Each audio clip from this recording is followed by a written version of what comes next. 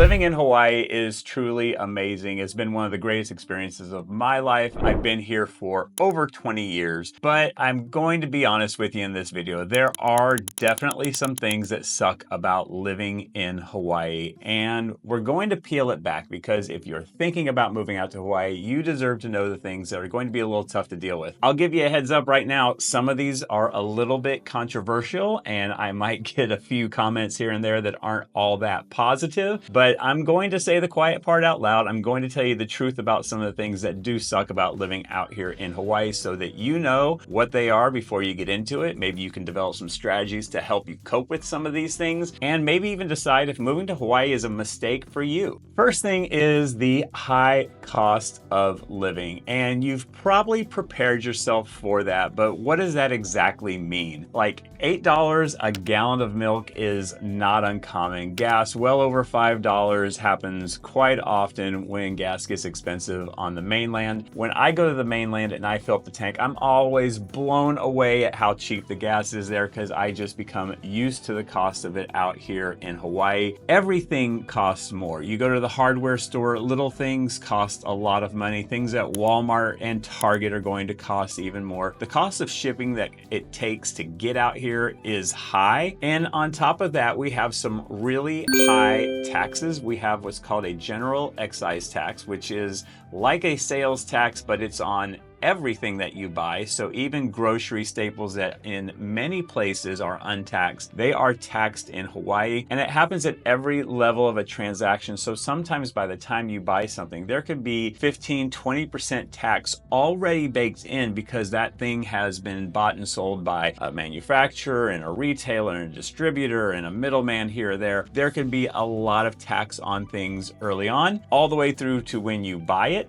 And so that adds a lot to the cost as well. Cost of electricity is high out here, so the cost of refrigerating and freezing some food items can be really expensive. So the high cost of living, until you truly live it and see how it plays out in your monthly budget, it can actually be surprising even if you're prepared for a high cost of living. The second thing is to be prepared for some very brutal housing costs. Now, this is if you're buying or renting. The median price for a home in my market here in Kona has been around 1.3 million for a little while now, and it's really up there. I was just looking the other day for what it costs for a 3-bedroom, 2-bath rental in a modest neighborhood, and we were looking at about $4,000, $4,500 across the board in Kona. In other parts of the state, it can be significantly higher. There are some places that are less expensive. You'll have to look for those, but they tend to be a little bit more rural and raw and not in the city. The cost of housing is definitely high, and I don't see it coming down. Unfortunately, there is a lot of red tape to building a home and a lot of expense in getting everything shipped out here to build a home. The cost of housing is going to continue to go up, and that's something you need to take into account and decide if you're going to be able to deal with that. The third thing is island fever. People talk about it a little bit, but it can be real. Depending on what island you're on, you can see your whole world by lunchtime.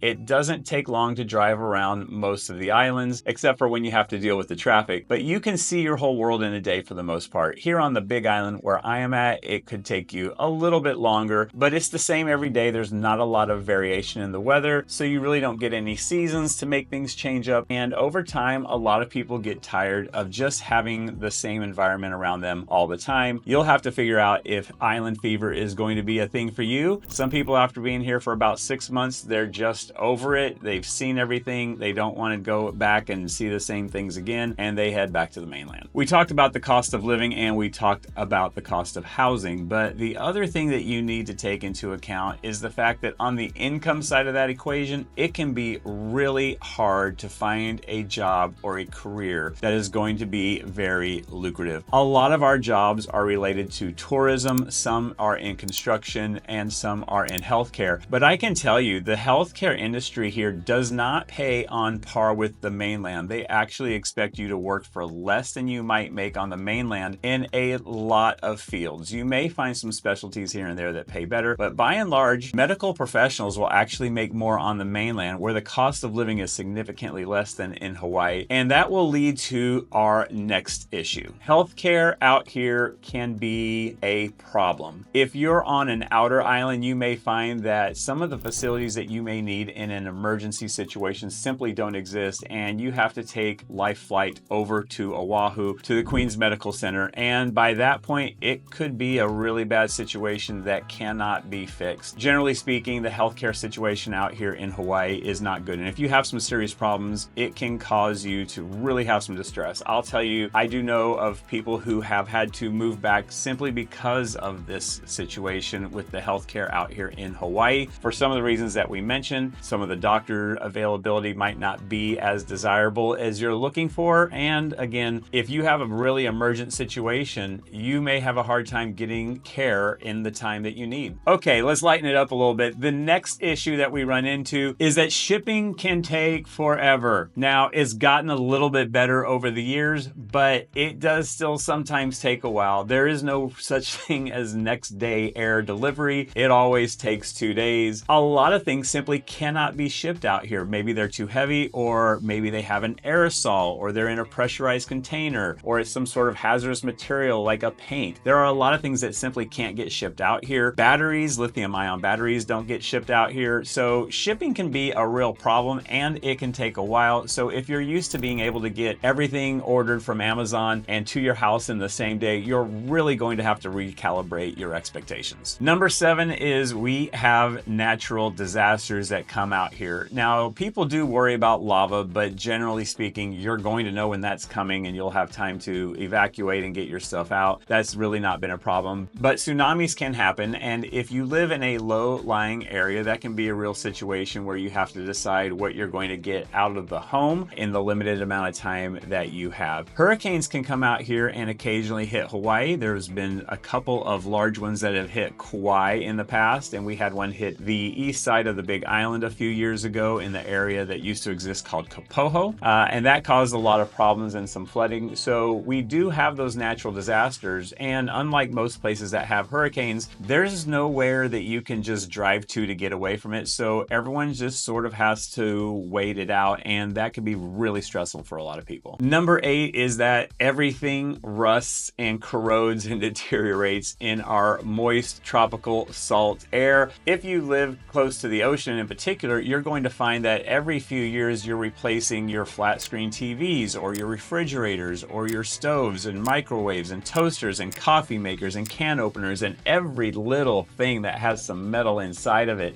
As it gets exposed to the salt air, it really doesn't last very long, and that is a big deal. It's one of those little things that adds up over time as you keep having to replace these things at 10, 20, 30 bucks or at a refrigerator or something like that, hundreds and for $1,000, it can really add up. So that's something you need to take into account, especially again, if you're living close to the ocean. If you're just half a mile offshore, it gets a lot better, but you need to be aware of that. Number 9 is the lack of big city amenities. It is a bit of a graveyard out here when it comes to food. Yeah, we do have some fusion. There is some great Japanese food here and there, but by and large, great restaurants are in short supply unless you go into one of the ultra exclusive and high-end resorts. And in that case, you're going to pay a lot for a great meal. We don't have a lot of food options at the end of the day. It's fine, but it's not great. We don't have a lot of entertainment options. There's not a lot of concerts or comedy shows that come to town or off-Broadway shows that come to town. We don't have a lot of live sporting events. So there's a lot of things that you're going to miss, especially in the entertainment field, about being on the mainland. When you move out here to Hawaii, you'll have to find other things, but those things definitely are going away. Number 10, we're going to talk about it. The public school system out here is bad. I mean, it's not good. And if you're thinking of bringing your kids out here and sending them to public school, you're going to have to really be prepared for a culture shock. Now, I want to say this really clearly. It's not the teachers. They're not the problem, but the entire school system out here has some serious